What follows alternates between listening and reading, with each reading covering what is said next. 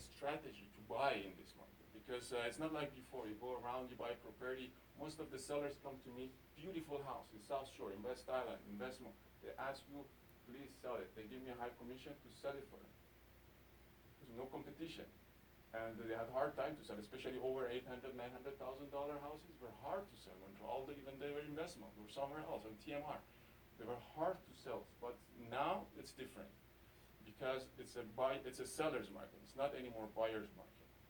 So the sellers, there are two to three different type of sellers in different parts, depending how which hot zone you're going, like West Island, Brossard, kind of Laval, depending Fabreville, Chaumet Laval, or even up to Saint Hubert, Longueuil, or Saint Lambert, Vaudreuil, Dorian, Concordia. Now there were places, those areas, there were places of very low prices. There was not so many people putting money on there. But now, because the affordability in Montreal is lower, people are moving out, so the prices are affecting those areas. 2020, CMHC, which Mr. Moradkhani was introducing to you, and the Bank of Canada already announced, this is my Instagram on November 11th, CMHC announced that 2020 is the year of Montreal for explosion, which started a little bit earlier last year, and now in January and February, already in January, normally January, February is the low market of Montreal. Only investors and smart people who are like not first home buyers, not much. Because it's snowing, you cannot inspect the roof, the foundations are not easy for inspectors to, we'll talk about this more with you, our inspector. Mostly investors and those type of people are in the market. Now, like in January, we had 28% more sale than any other last 3-4 years. And prices are changing in some areas by week. Regardless of those sellers, which are particularly, they are like asking whatever they want. We don't approach them because we work with comparables. It was November 11, 2018. I posted this on my Instagram. And I was always telling my investors and my clients to do so. To start, if they want to invest, start now is the best time because you're going to lose money. And because the rents went up in 2017, always more than 2-3%, not the prices of the rent was going up.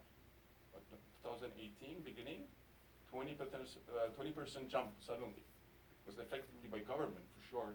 I was happy with that because he wants to boost the business in Montreal, and they have plans for Montreal and especially Quebec. So it's going to be, in a few years, Montreal will be different than it has been last 2 decades. These are some few graphs. I don't want to give you headaches with those, although we are in University of Concordia. But these are some comparables for quarter 3, 2018, quarter 4, 2018, quarter 4, 2017, compared with quarter 4, 2018. You see the rate in Laval, Montreal Centre, Montreal East, Montreal West, North Shore Montreal, and South Shore Montreal, how has been grown. In like quarter 4 of 2018, the median prices was this, 360, 500, 390, around 400, 450. And they changed from quarter 3 to quarter 4. The most was for Laval, Montreal Centre, Montreal East, which you see that in South Shore we had a little bit decrease, but then this year it was a big jump. So quarter 4 of 2017, which is last 4 months of 2017, and last 4 months of 2018, is showing that these are the ratios, like you can see it, 5, 4, 2. The average is around 2 something close to 3%. Because in 2017 we had about, the maximum was 5% last 16 years. 2017 we had 8%. 2008 increase in the prices of properties on average. I don't mean every property. Like some places 2%, some places 30%, some places 70%. Even we had increase in the prices, especially with condos, which was unexpected from anybody. But on average, last year we had 2017 we had 11, 2018 we had 18%, and this year already we are almost hitting 18% again, which is compared to the last 16 years is too much. But it's not bubble, because the median of the prices in Montreal, of the total housing, because you go with data, don't listen to people what they say, this is bubble. Don't ever listen, you are in Canada, don't listen to traditional talking. It's always about data. This is what CMHC released 2 years ago. You see it talked about 2020. And whatever CMHC and Bank of Canada talk about, and the data is released by real estate brokers agencies like Ropage, Remax, whoever. They release, they're selling, right? It's just amount of sale in West Island, not talking about numbers. Just not scaring you, it's just giving you data to tell you you need to have a strategy, what you want to do. Look at a strategy, do the purchase based on your need, not just because the market is going expensive or whatever. Because the house has costs. You want to buy a house, you are a 2-person, 1-person, 4-bedroom, because no, do purchase based on your needs, because there's cost on housing. So basically, you have to look at the facts of the market. And when some people even upside down, they try to be very tight on the negotiation. Like last night, we lost a condo in Ngo Hoang, 3 offers. My client, I told him, go with the full price. He didn't go, the other buyer go, and he said, no, it's not going to happen. It happened. It just takes me a while ago, and he lost the house. It was the 3rd house he was losing because he was keeping on negotiating down. It's not a negotiating market. You approach a house if your agent tells you the price is fair regarding the market, and he sends you documents like you have the comparables. This house sold that much. This house sold last 6 months, last 3 months. This is the price is sold around, and he showed you. So this house should be around this price. If you're asking 30, 40,000 more, don't think of 30,000 or 20,000 discount on a house. It's never going to happen in this market.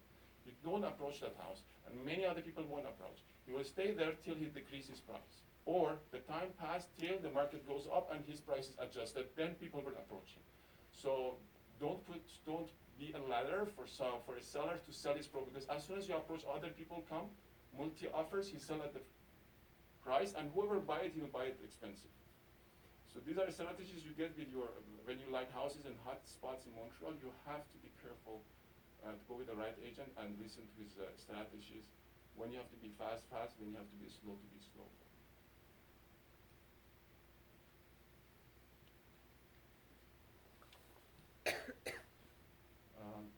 I bypass these graphs because I generally talked about them rather than my words. This graph is for the 3rd quarter of 2018 and 19 compared, very recent.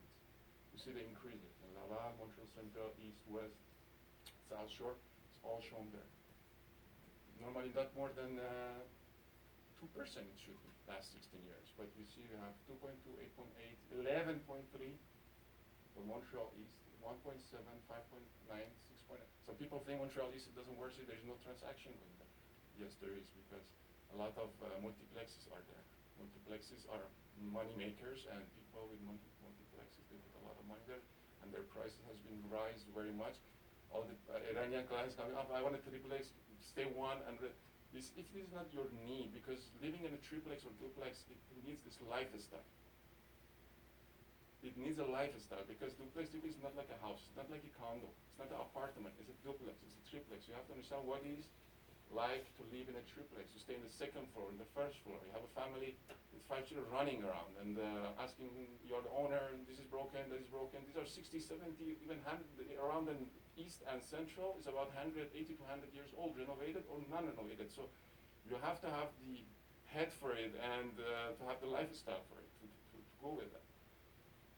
Although, yeah, of course, it covers a bunch of rent. It makes your approval easier because you have income from it. It's counted. Half of the income is accounted by the bank. But at the end of the day, you have to know if you want to keep it for more than 3 years, because if you get tired, you want to sell it, it's going to be a little bit tricky.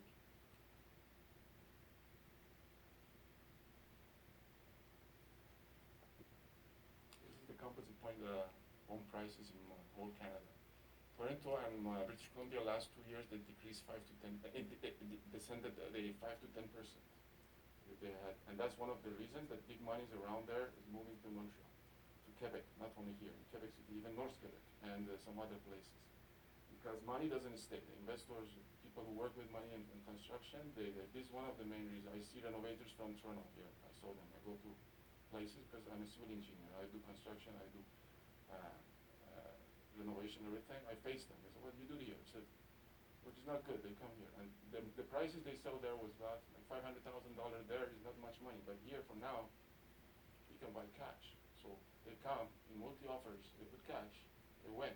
Quebecers generators, and many other people like those, so they cannot compete, and they're very upset now, especially in West Island. They're very upset about that because they cannot compete. That's one of the reasons that I just told you, I don't want to scare you, but the amount of transactions, I'm not talking about the price, amount of transaction, number of transactions, sell and buy, in whole West Island last year was more than whole number of transactions across the country. That's a fact.